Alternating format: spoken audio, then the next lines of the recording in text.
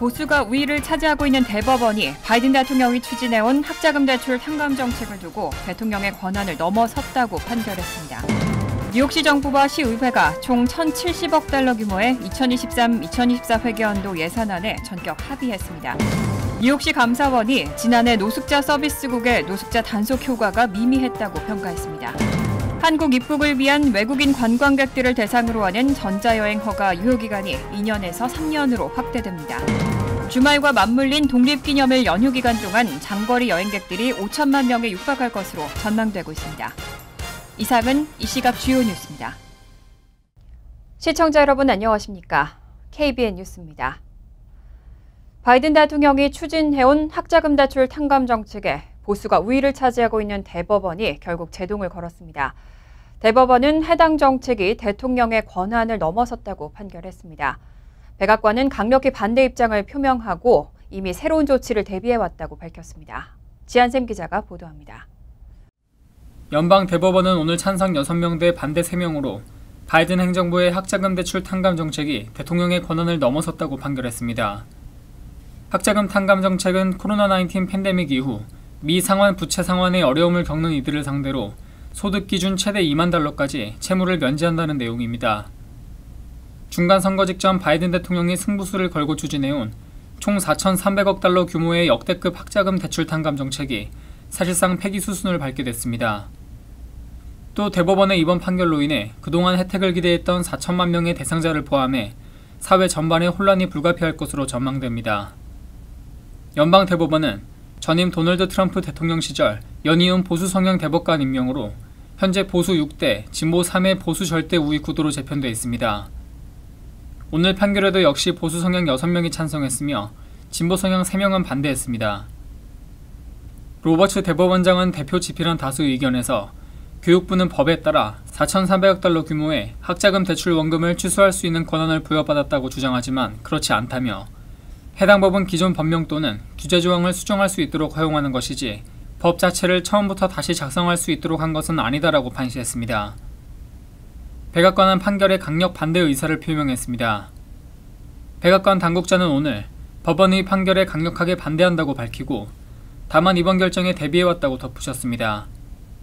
바이든 대통령은 학자금 대출 채무자를 보호하기 위한 새로운 조치를 조만간 발표할 것으로 보입니다. KBN 뉴스 지한샘입니다. 앞서 연방 대법원은 또 일부 대학들이 채택하고 있는 소수인종 우대 정책, 어퍼머티브 액션에 대해 위헌 판결을 내렸는데요. 일각에서는 하버드대가 그동안 아시아계 등에 대한 차별을 방치하면서 이런 상황을 자초했다고 분석했습니다. 칼럼니스트인 데이빗 프렌치는 어제 뉴욕타임즈에 게재한 하버드가 어퍼머티브 액션을 스스로 훼손했다는 제목의 칼럼에서 소송에 휘말린 하버드대가 아시아계 등에 대한 차별을 방치하면서 이런 상황을 자초했다고 분석했습니다. 프렌치는 이번 소송 피고 중 하나였던 하버드가 패배한 이유를 이해하기 위해서는 먼저 두 가지 사실을 알아야 한다며 먼저 하버드대가 아시아계 지원자들을 차별했다는 증거가 압도적이라고 밝혔습니다. 이어 존 로버츠 대법원장이 다수 의견에서 언급했듯이 흑인 하위 40% 수준에 있는 학생이 아시아계 상위 10%에 있는 학생보다 하버드에 진학할 확률이 더 높다고 지적했습니다. 그러면서 이런 차별은 하버드만의 고유한 특성이 아니라며 아시아계 미국인들은 인종 우대 정책의 수혜자로 묘사하기 어렵다고 강조했습니다. 또 하버드대가 실질적으로 학생들의 다양성을 찾기 위해서 노력하지 않았다고도 지적했습니다. 겉으로는 인종의 다양성을 위한 정책을 시행하고 있지만 실제로는 불공정한 관습을 이어오고 있다는 지적입니다. 또 소송 원고들은 하버드가 인종에 기반한 관행에 의지하지 않고도 현재 수준의 인종적 구성을 복제할 수 있다는 점을 증거로 제출했다며 하버드대가 사회 경제적으로 취약한 학생들에게 현재 운동선수들에게 제공하고 있는 이점의 절반이라도 제공하고 기부자와 동문, 재력가 자제들에 대한 선호를 버릴 경우에라고 언급했습니다. 또 의심의 여지 없이 백인과 부유한 지원자들에게 유리하다는 닐 고서치 대법관의 의견을 소개하고 하버드를 비판했습니다. 뉴욕시 정부와 시의회가 2023-2024 회계연도 예산안에 전격 합의했습니다. 총 1,070억 달러 규모인데 특히 범죄 예방과 안전, 위생, 도서관 등 문화기관에 대한 지원 등에 초점이 맞춰졌습니다. 뉴욕시 정부와 뉴욕시 의회가 총 1,070억 달러 규모의 2023-2024 회계연도 예산안에 전격 합의했습니다. 뉴욕시로 밀려들어온 망명 신청자가 급증하면서 예산 부담이 커진 만큼 이번 예산안 협상 과정이 까다로울 것이라는 예상이 나왔지만 회계연도를 넘기지 않고 합의가 이루어졌습니다. 합의된 예산 규모는 올해 초 뉴욕시가 발표한 예비 행정 예산안 1,027억 달러보다 더 늘었습니다. 에릭 애담스 시장은 우리의 임무는 단순히 예산을 절약하는 것이 아니라 주요 정책들의 우선순위 과제를 설정하는 것이라며 망명 신청자로 인한 예상치 못한 위기에도 강력한 예산을 성공적으로 합의했다고 밝혔습니다. 우선 범죄를 줄이고 안전한 뉴욕을 만들기 위해 재범자들을 더 강력하게 관리하기 위한 집중 사례 관리 모델을 만들고 3,680만 달러를 투입하기로 했습니다. 총기폭력 예방 태스크포스 확대에 190만 달러, 총기폭력 예방 효과와 커뮤니티 반응 분석 등에도 85만 달러를 투입합니다.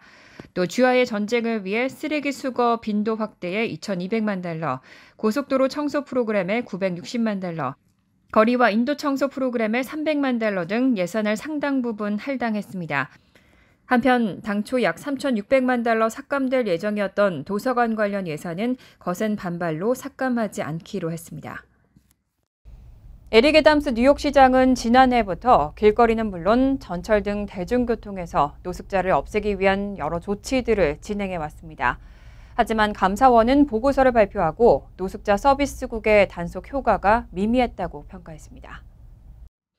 어제 브래드 랜더 뉴욕시 감사원장이 발표한 보고서에 따르면 노숙자 서비스국은 2022년 3월부터 11월까지 길거리에서 2,308명의 노숙자를 강제로 이동시켰지만 그중 쉘터로 이동하는 것을 수락한 노숙자는 119명, 5%에 불과한 것으로 나타났습니다.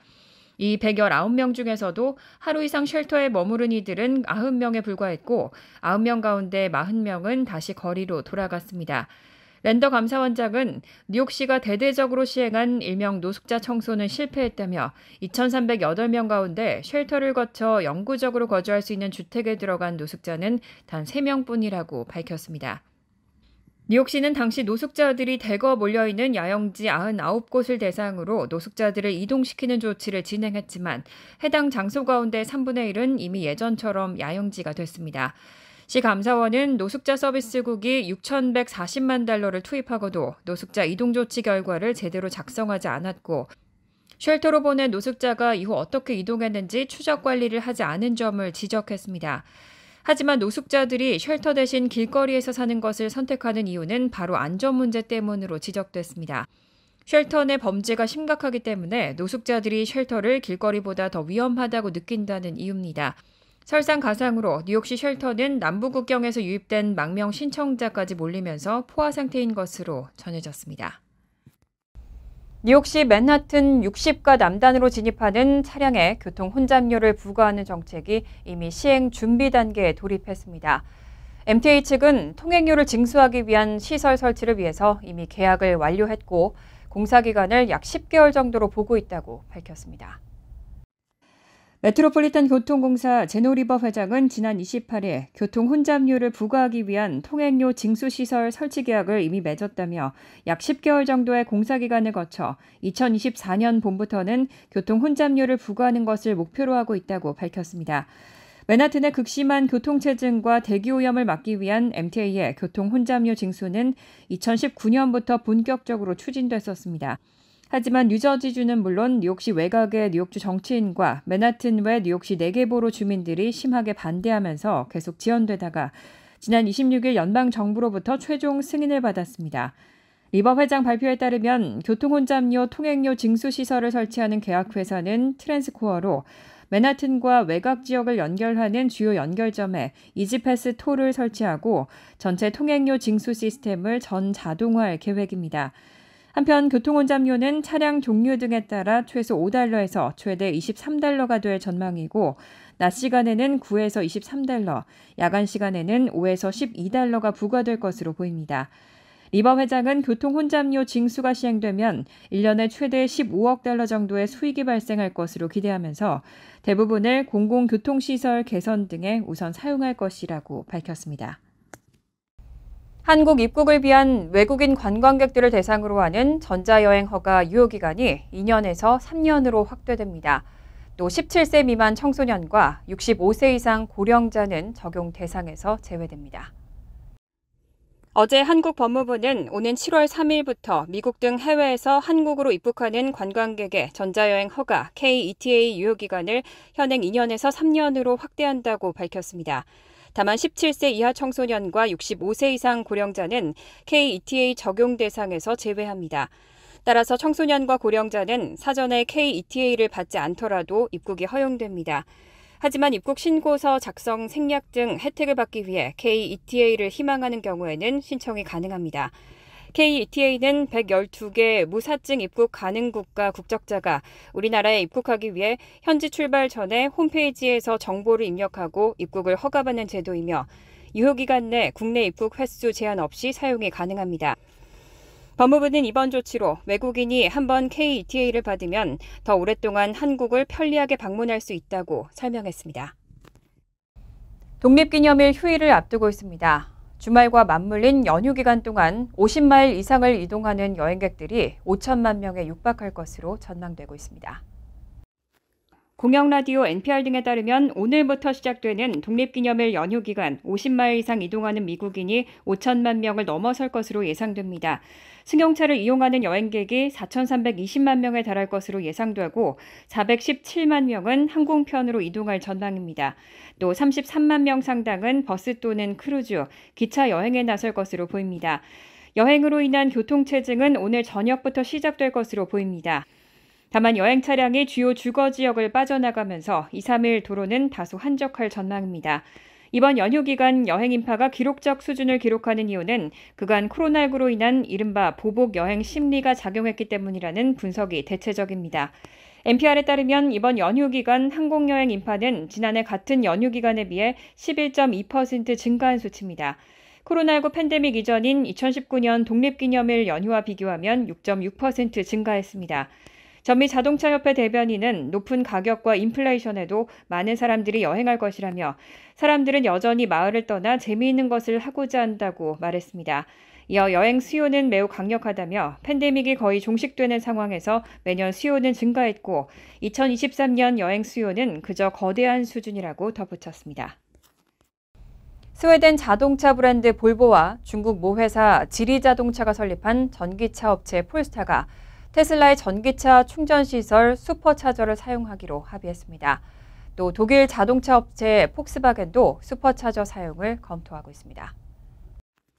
스웨덴 자동차 브랜드 볼보와 중국 모회사 지리자동차가 설립한 전기차 업체 폴스타가 테슬라의 충전 연결 방식인 NSCS를 채택하기로 했다고 발표했습니다. 폴스타는 2025년부터 북미에서 판매되는 차량에 NSCS 충전 포트를 장착하기로 했다며 미국과 캐나다 고객들이 현지에서 테슬라의 슈퍼차저를 이용할 수 있게 됐다고 밝혔습니다. 테슬라도 성명을 통해 내년 중반쯤 기존 폴스타 고객이 테슬라의 충전망을 사용할 수 있도록 하는 어댑터를 출시할 계획이라고 밝혔습니다. 이와 관련해 블룸버그 통신은 포드 자동차와 제너럴 모터스, 리비안, 볼보에 이어 폴스타는 미국에서 테슬라의 슈퍼차저를 사용하기로 한 5번째 자동차 제조업체가 됐다고 전했습니다.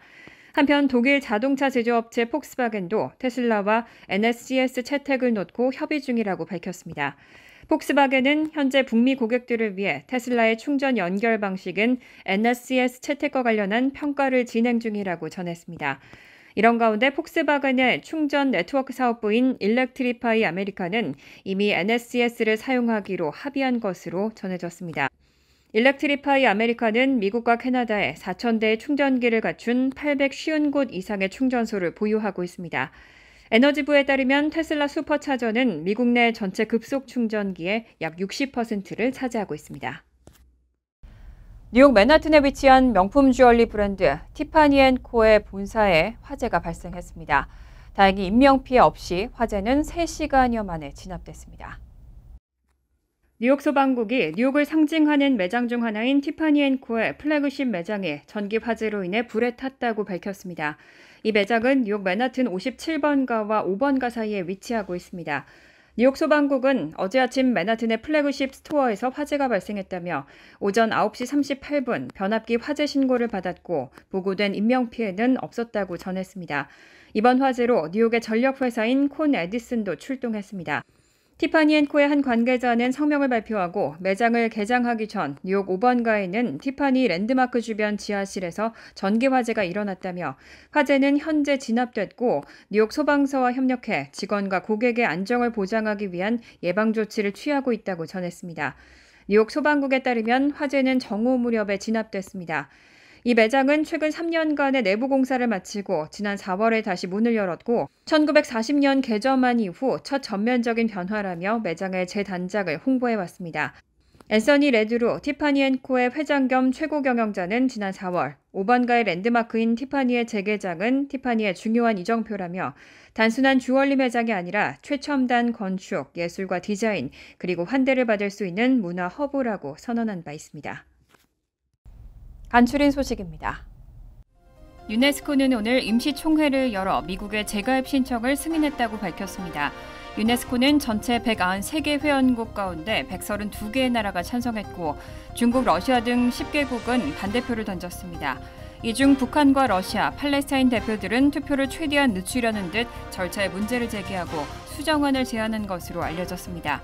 오드리 아줄레 유네스코 사무총장은 미국의 복귀와 함께 유네스코가 다시 한번 보편주의를 향해 나아가고 있다고 환영했습니다.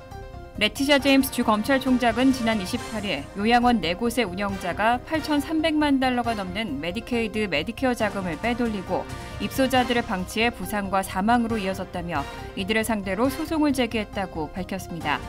센터스 헬스케어가 운영하는 요양원 4곳은 퀸즈의 폴리스우드 재활의료센터, 브롱스의 베스 아브라함 재활센터, 와이트플레인스의 마틴 재활간호센터, 버팔로의 버팔로 재활간호센터 등입니다.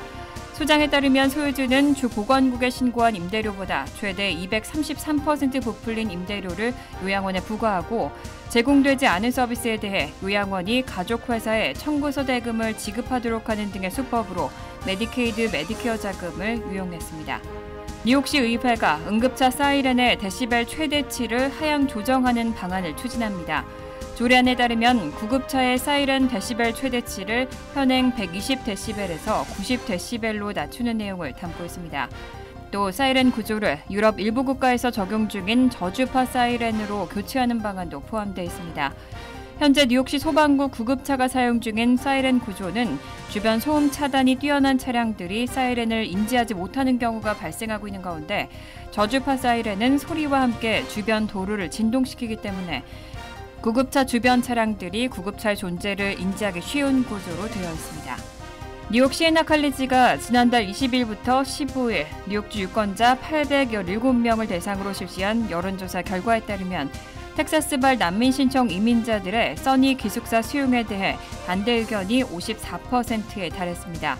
공화당 유권자는 79%, 민주당 유권자도 41%나 반대 입장을 표명했습니다. 또 유권자의 46%가 에릭 애담스 시장의 뉴욕시외 다른 카운티로의 난민 신청 이민자 이송 계획에 반대했습니다. 뉴욕 인근 지역 카운티와 뉴욕주 업스테이트 거주 유권자들의 반대는 52%에 달한 반면 뉴욕시 유권자들은 57%가 찬성했습니다. 환율과 증권 소식입니다.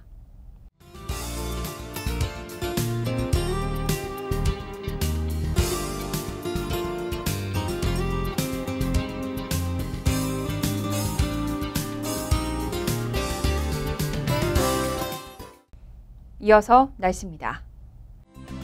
토요일은 대체로 화창하지만 저녁부터는 때때로 소나기가 내릴 가능성이 있습니다. 낮 최고 기온은 80도, 섭씨 27도, 밤 최저 기온은 69도, 섭씨 21도로 예상됩니다. 일요일은 흐린 가운데 때때로 천둥번개를 동반한 소나기 내릴 가능성이 있습니다. 월요일 역시 흐리겠고 종종 천둥번개를 동반한 소나기 내릴 가능성이 있습니다. 이상으로 KBN 뉴스를 마칩니다. KBN과 함께 즐거운 저녁 되시기 바랍니다.